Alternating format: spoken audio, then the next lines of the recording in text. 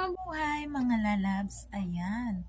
Nais ko lang pong ipaalaala sa inyo na kung sino pong gustong mag-join sa aking Charity Day TV channel.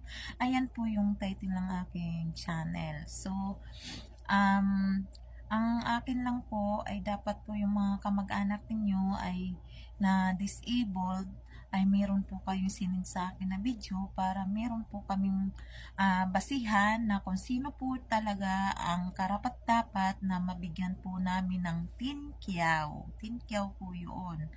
Yan po ay on the spot na mapapapunta po sa inyo. So, kaya may maraming panahon pa po kayo, maraming chance pa po kayo na maka-join or makapag-invite ng mga kamag-anak o friend niyo na may disabled na na pasyente. So, wait po namin kayo na maka-join po kayo sa aking Charity Day TV channel. Ayan po. Kung gusto po lang ninyo, okay lang po. Kung ano naman po ay wala, pwede naman po kayong mag-join. At meron din po kami niyang pamasko na handog para sa inyong sa darating na Christmas na ito. So, ayan po mga lalabs. Sana po ay nagkaintindihan po tayo kung ano po ang mga mechanics na dapat gawin. Mag-share lang po kayo at mag-join lang po kayo sa aking Charity Day TV channel.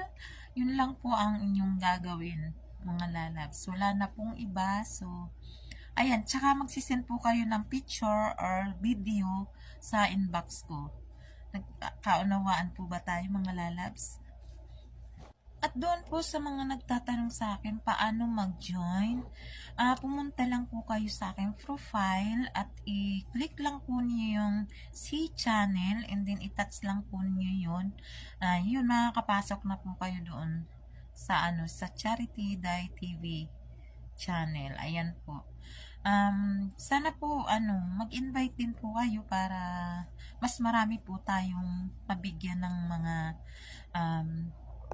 nangangailangan po na especially po yung kailangan ng mga pasyente ninyo na kung ano yung wala ay baka po ay mabigay po namin na mga hinihiling po ninyo. So, yun lang po. Kailangan po kasi i-check po namin yan kung naandun po kayo naka-join. Pag wala po, hindi po kami magbibigay.